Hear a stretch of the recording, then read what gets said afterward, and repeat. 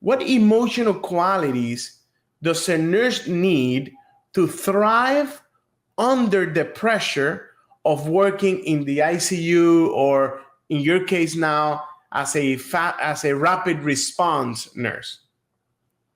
That's okay. That's a great question, right? That's a great question. So, what kind of emotional qualities does a nurse need to have to thrive? Um, when I walk into a critical care situation, especially as a rapid response nurse, for those who don't know what it is, basically, um, I have a phone, and whenever there's emergency, whether it's a code blue, a code stroke, whatever kind of code. In fact, if a nurse has a patient that's declining and they're concerned because maybe it's out of their scope of experience, they'll just call a rapid response and I'll arrive. So when I arrive, I don't know the patient, I don't know the history, I don't know what's going on, I don't know who the doctor's in.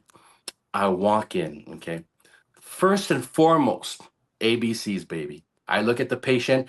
Is their way open? Are they breathing? And do they have circulation? Because I need to know how high I need to ramp up this emergency. Am I walking into a code blue, or I'm not walking into a code blue? Do I have time to think? Do I have time to ask questions? Because seconds counts. If I walk in and the patient's not breathing, nothing matters except I got to make sure someone's bagging the patient. Does the patient have a pulse? Nothing else matters if he doesn't have a pulse. I have to do compressions. Then I figure out what caused it, right? First, I got to make sure he's alive. So one of the most important things when you walk into any situation, critical situation like that, is you have to stay calm. You have to stay calm. You don't have to. And I think I'm going to speak to a lot of people, and I think this is going to make you feel better, people. You don't have to know the answer when you walk in and you see something. You don't. Trust that you probably do, but if you don't, you just need to know who does. Does that mean, does the charge nurse, are they the ones who are helping you out? Are they your resource? The doctor, are they your resource? When you can't figure out what's going on, you don't have to panic. You just have to make sure you don't sit on it. Make sure you call someone who does. Call the rapid response team. What is your responsibility, right? And simple, very simple. You probably taken BLS classes. Make sure they're breathing, make sure they have a pulse. And if they don't, you need to provide it. Make sure you're ambu bagging them. Make sure you're doing compressions. Other than that, you've got time to call someone who does have the answer. So being calm is the first thing that it's so important. I really encourage critical thinking skills. Some nurses, some people naturally have critical thinking skills, and you don't have to be an ICU to have critical thinking skills. You could be a med surg all your life and still have great critical thinking skills, and they'll serve you in that capacity. But it helps, you start doing the math. What's going on with the patient? What caused these symptoms? Is there something I don't know? What are the labs? A bunch of little questions. And I know that it's scary right now because you're like, oh my God, it's so much. How am I going to figure it out? Here's the beauty of it, though. With experience, it's like riding a bicycle. It's really hard at first, but the more you do it, some of this stuff you don't have to think about anymore. It will come to you. So I know it seems like hard, and how do people do it?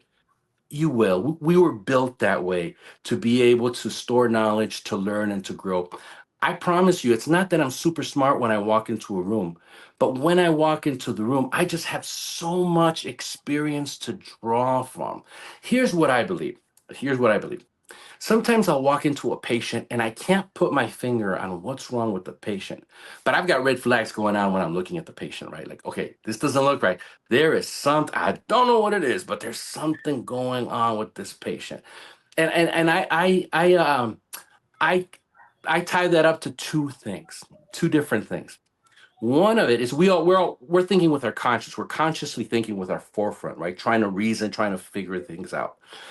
But our subconscious is the biggest part of our brain. That's where we handle almost all the functions of the body. Consciously, you don't have to tell yourself to breathe. Consciously, you don't have to tell your heart to do a heartbeat. Subconsciously, it manages all of that, right? So it's like a massive database. So as you've gained experience as a nurse, you'd be surprised how many things you've been filing back there, learning. So for instance, this is what I'm getting at. I might walk in, I'm like, I don't know what's going on, but there's something going on. My consciousness, my front, it's like, can't figure out there's something wrong because what's going on in the back, my subconscious is telling my conscious, we've seen this before.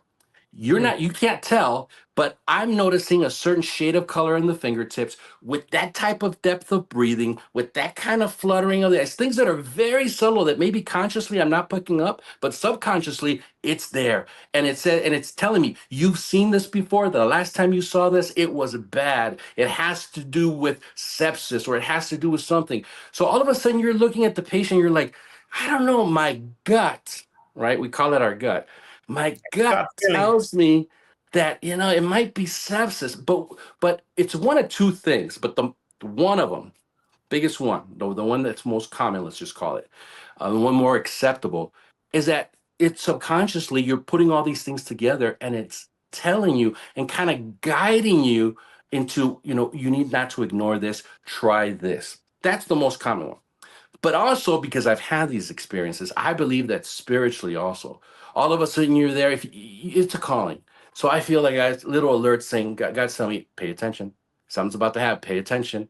And maybe it's an experience I've never had that I have nothing to draw from. Just spiritually, I feel like I'm being led sometimes. So gut feeling.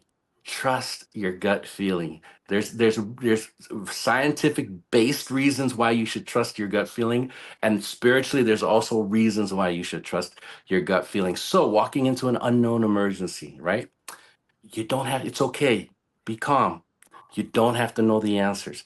You do need to know that you know who to call to get the answers that you don't know. But first, ABCs, baby. ABCs.